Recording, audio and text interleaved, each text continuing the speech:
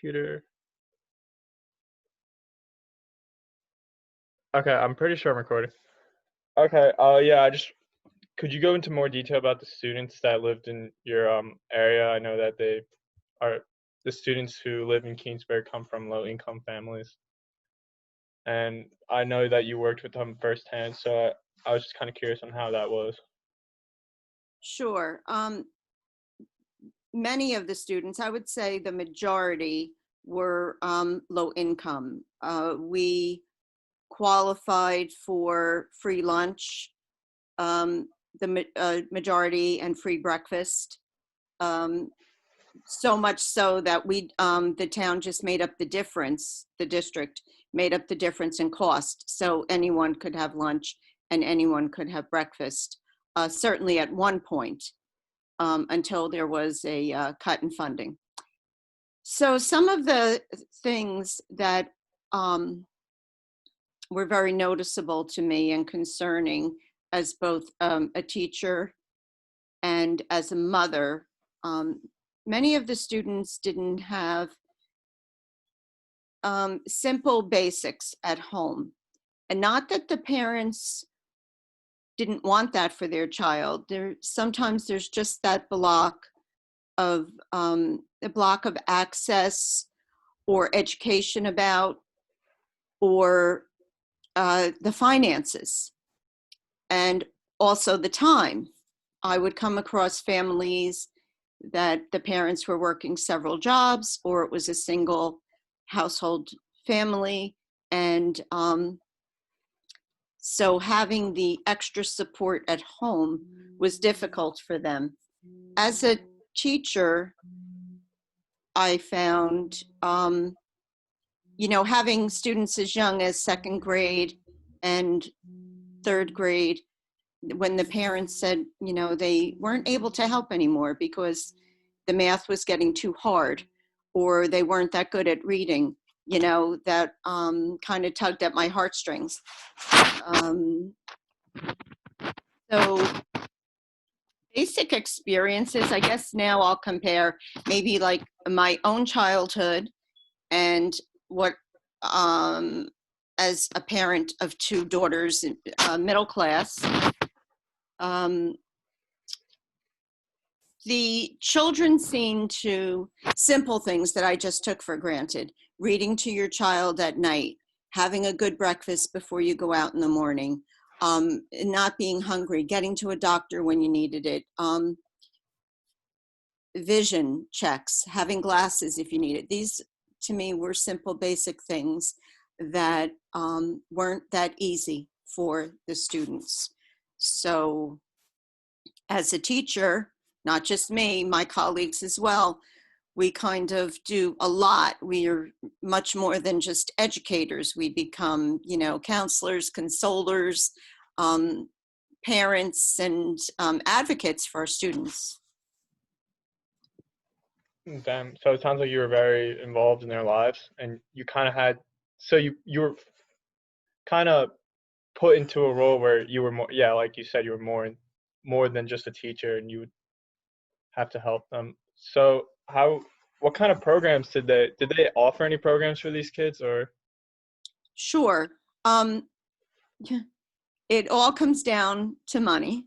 So if, always? yes, so if the funding is there, there were programs. So there were years when, now maybe I should say I taught for 37 years. And I do have a master's plus another 60 credits that I had gotten in a little bit of special ed, a little bit of counseling. I just felt it helped me to become more well-rounded to meet the needs of my students. So with that, can you just say again? I'm sorry, I just. Yeah, I'm just kind of curious of how who was helping these students, and were there any programs that were helping them? I'm just Right. kind of curious on how I don't know, the administration or the government, how they would close this equity gap. Okay, so programs. So, and that's where I was saying about the money. So when Keensburg was identified as one of the 30 odd cities or towns in New Jersey that fell into specific need based on population and income. In the beginning, in the late 90s, I believe it was, or early 90s, in the 90s, I think this came about. And we received a lot of assistance. So the funding was there. So we were able to, there were science kits delivered to our classroom. There were classroom libraries that before that, you know, teachers were buying their own books and going to book fairs and sharing things. We would share science kits among 6 classes. So the money came in to do that. Over the years, some programs I have seen, we had a program or service called school-based, and that was a lot of counseling and special needs. And what that organization did, or I think I'm not sure exactly if they were an organization or a business, but they weren't exactly through the school district. They were like a third party. And they offered substance abuse counseling. They had health fairs. They had counselors in all the grades of the school, and nutritional programs and things like that came in. So through this group, VNA is another group, the visiting nurse, and they would come. And that was great because many of the children weren't able to get to a doctor. So simple things like sinus infections, the nurse practitioner could come in, check the child out, and we would be able to, you know, take care of them, that they were picked up with the prescription, and then they were able to get back to school, and that helped on the attendance. Another program was SNAP, and that was a group that came in, and they talked about a new fruit or vegetable. They came in maybe once a week for about 2 months, and they would go to all different schools in the state. So they might bring snap peas, and they would talk about snap peas, and then they would give the kids a recipe they could do at home, and every kid got a sample, and it got kids to try things that they wouldn't try at home and maybe were even too expensive for parents to buy. Another program, clubs started coming in after school, and that was more due to the state funding us. So teachers could work these clubs, and children had some experiences with like puppetry, or doing puzzles, or learning to play board games, and just things that they really didn't have access to at home, storytelling clubs. And so it really was like a win-win, because the children could stay after school for an extra hour, and the parents maybe were able to work a little bit longer, you know? Yeah. Did you only work with elementary school kids, or did you work with other kids like high schoolers, middle schoolers? Well, when I first started teaching, my position was a basic skills teacher in the high school.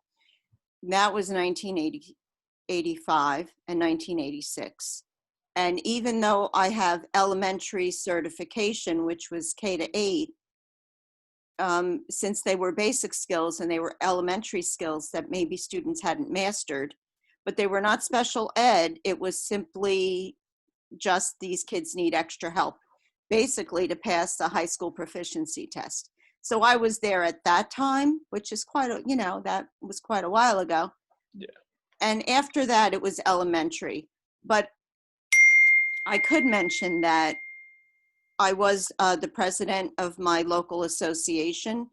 So I was the president of the teachers union in my town in Keensburg for 10 years. And in that position, I came to learn about a lot of the needs from the other, from the middle school and high school. Did the needs like start to increase as like you got older? So like when you advanced from like elementary school to middle school, was there more attention needed? Was there more like resources needed? And then I guess on forth with like high school too. Well, I think there's always needs, and we did have a full preschool program, full day preschool program, uh, 3 and 4 year olds. Um, the needs just change; they vary. So the medical needs remain, just changing on what your body's going through and different things through the high school. Um, the children's emotional needs, they're still there, but they're just different needs. Like when you're in the elementary, you might need to be consoled more. By middle school, the kids are not as, they're not saying all the time what's wrong. Yeah. And so they're kind of hiding it. And so there's a different kind of help there to get them to open up and get what they need for their age. And the high school, it's the same. And there's a lot of support from the teachers to get the kids accepted into colleges. They're going over the applications with them. They're going over getting them letters, all the things that they might need, the experiences, being in the clubs, the community work. And I'd like to highlight that I think even though it's a community in need, the amount of assistance that still comes from within that community is amazing. Yeah, so yeah, my topic is trying to help low income students like try to transition them into community college, but first we need to start off with high school and like yeah, so you talked about how they would like sort of help them more towards gearing towards college. Like was that a challenge for most kids or Well, I think it is a challenge because um, the experiences that even a typical middle class family would have compared to another family of lower, they're just different. And sometimes it's not all about just how you score. So we've had some amazingly brilliant students go through our doors, and I'm so happy to hear about their successes later. But simply, getting different experiences can be a challenge. And all the teachers work really hard to fulfill that. Class trips are very enriching, and trying to give them the experiences that a lot of us in middle class America just take for granted, that you've gone on a family vacation and you're having a book read to you. And every one of those books, it's just putting into your brain a little bit more information. And so every day there's a, a gap.